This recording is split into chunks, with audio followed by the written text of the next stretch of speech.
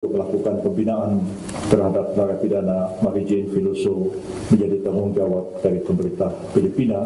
Apakah akan diberikan grasi ataukah akan diberikan remisi sepenuhnya adalah kewajiban dari Presiden Filipina yang kita hormati bersama. Jadi pemerintah Filipina menghormati putusan pengadilan Indonesia atas kasus Mary Jane Filoso dan tidak mempersoalkannya. Oke, Bung Andreas, jadi dipulangkan Mary Jane dari hukuman mati kemudian menjadi hukuman seumur hidup. Komentar Anda, ini presiden baru gitu? Saya belum pernah mendengar dan melihat kasus seperti itu paling tidak di Indonesia gitu. Karena ini mungkin yang pertama kali kita melakukan ini gitu. Dan ya tahu saya dan di Filipina tidak mengenal hukuman mati. Memang tidak ada hukuman mati. Nah, tapi konsekuensi dari pemulangan Mary Jane yang hukuman penalti ke Filipina kemudian akan berlaku hukuman seumur hidup. Bisa jadi juga dibebaskan, kan tadi Pak Yusril bilang kita menghormati hukuman hukum yang ada di Filipina. Karena saya dengar juga katanya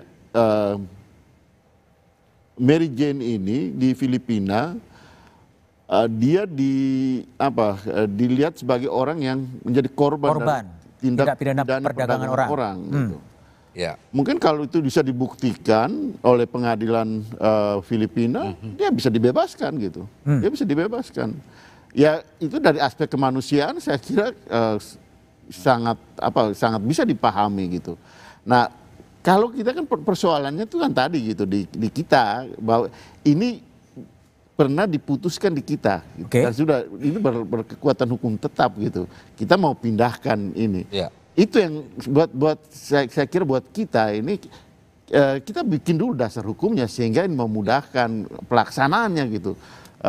Sehingga tidak menjadi presiden bahwa kita ya seolah-olah kita melanggar kedaulatan hukum kita sendiri. Memang ada niat baik di situ, ada menjaga hubungan bilateral, ada hal mungkin yang seperti yang tadi disampaikan oleh Pak Hamid atau oleh Ibu Susi yang berkaitan dengan kepentingan diplomasi kita gitu. Dan itu adalah bagian dari kepentingan nasional dan itu hal yang harus kita bela juga gitu, harus untuk kepentingan kita gitu. Selama itu masuk di akal kita dan ini memang kita lihat ada hal yang juga menjadi dasar untuk kita melakukan transfer Mary Jane ini gitu. Tapi ya itu tadi buat saya pertanyaannya hanya itu gitu, dalam arti ini prosedur ini kita buat sehingga ini memudahkan juga pelaksana.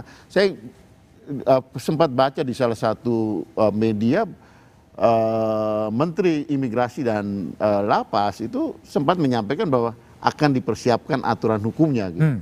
Dasar hukumnya. Nah, saya kira itu yang dilakukan gitu sebaiknya. Oke, Bung Hamid. Jadi ini gimana? Setelah dipulangkan, kemudian memang hukumannya pun kemudian berubah mengikuti hukuman negara asal. Gini ya. Di mana-mana prinsip transfer prisoners, negara penerima tidak boleh mengubah hukuman dalam konteks menambah. Tidak boleh menambah. Tidak boleh menambah. Itu dulu prinsipnya. Yang kedua, yang kita kan persoalkan ini adalah hukuman mati kemudian tidak bisa dijalankan karena di sana tidak ada hukuman mati kan? Dua hal yang berbeda antara mengubah dengan non executable itu dua hal berbeda. Ya, dia Mary Jane ke sana, statusnya di sini hukuman mati. Kemudian di sana tidak dieksekusi, tidak berarti bahwa hukumannya diubah, hanya tidak dijalankan, non executable. Kenapa?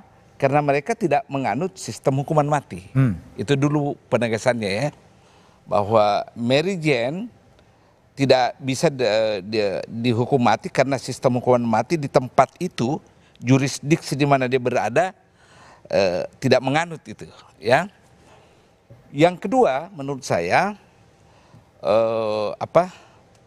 Mary Jane kita harus lihat dari perspektif betul-betul kemanusiaan. Kalau saya, karena saya dengar dari penjara dia sudah berkali-kali sakit dan sakitnya itu tidak bisa ditangani di penjara kita. Ya, kemudian beban psikologisnya bertambah lagi karena kedua orang tuanya tidak bisa datang menjenguk dikarenakan faktor ekonomi. Lalu dia punya 2 anak yang juga tidak bisa selalu datang karena lagi-lagi faktor ekonomi. Nah, perspektif ini saya pakai. Saya tidak tahu latar belakang politik atau apa ya. Saya sebagai orang yang pernah menangani lapas, luar biasa penderitanya itu orang asing di dalam lapas. Luar biasa. Kenapa? Persoalan budaya, persoalan bahasa, persoalan makanan, ya itu semua membuat tingkat penderitaannya lebih tinggi daripada narapidana kita. Itu. Jadi perspektif saya selalu kemanusiaan. Bu Susi, kalau ini kemudian berjalan dan kemudian mulus tanpa ada sebuah aturan, apakah nanti ini akan menjadi sebuah presiden baru yang akan terjadi? Mungkin memang